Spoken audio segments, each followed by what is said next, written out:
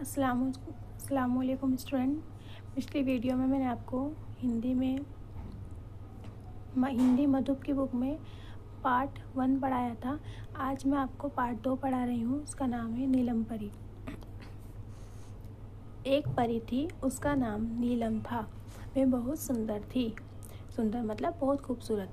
उसके पास एक जादुई छड़ी थी। जादुई छड़ी मतलब जिससे वो जादू करती थी। उस छड़ी से नीलम परी मनचाहा काम कर सकती थी। नीलम परी बहुत दयालु थी। दयालु मतलब दया करने वाली, जो लोगों की मदद करती है। वे सबकी मदद करती थी। एक दिन नीलम परी उड़ते हुए अपने बगीचे के तालाब के किनारे पहुंची। वहां एक अकेला बच्चा रो रहा था। नीलम परी उसके पास गई। उसने बच्चे से उसका नाम व रोने का कारण पूछा।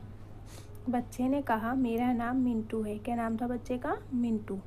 मैं अपने भाई बहन के साथ मेला देखने जा रहा था। रास्ते में मुझे यह सुंदर बगीचा दिखा। मैं अपने भाई बहन को बिना बताए इस बाग में आ गया और रास्ता भटक गया मतलब भूल गया। मुझे अपने भाई बहन और मम्मी पापा के पास जाना है, पर मुझे अपने घर का रास्ता नहीं पता। ये कहकर वे और ज़ोर से रोने लगा। नीलम परी ने मिंटू के सिर पर हाथ फेरते हुए कहा, मैं एक परी हूँ और ये बगीचा भी मेरा ही है।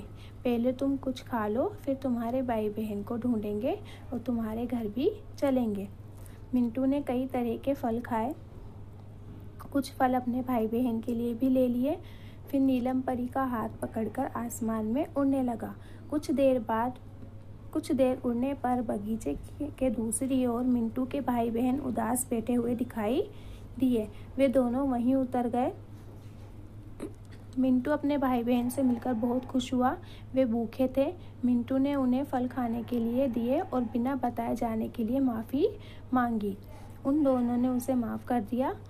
फिर फल खाए। ऐसे स्वादिष्ट फल वे पहली बार खा रहे थे। स्वादिष्ट मतलब टेस्टी।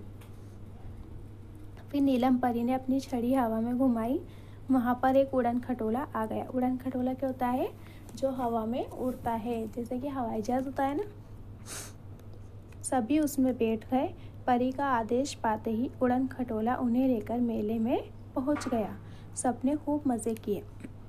शाम होने लगी थी, अतः नीलम परी ने कहा, बच्चों अब घर चलना चाहिए। बच्चे उड़न खटोले में बैठ गए। उड़न खटोला मिंटू के घर की ओर चल दिया। कुछ ही देर में वे घर पहुंच गए। परी ने बच्चों को घर के आंगन में उतार दिया। घर पहुंचने पर सभी बच्चे बहुत खुश थे। उन्होंने नीलम परी को धन्यवाद दिया, उन्हें थैंक यू कहा। परी ने सभी बच्चों को उपहार में एक एक चॉकलेट दी। उपहार मतलब तोहफा। उन्हें समझाया कि बिना बताए अकेले कहीं नहीं जाना, मम्मी पापा के साथ ही जाना। फिर वे वहाँ से उड़ गए। अब आप इससे क्या समझे कि बिना बताए हमें कहीं भी नहीं जाना चाहिए, वरना हम खो सकते हैं। इसके क्वेश्चन आंसर मैं इंशाल्लाह आपको नेक्स्ट वीडियो में करवा दूँगी। अभी मैं आपको इसके शब्दार्थ करा रही हूँ।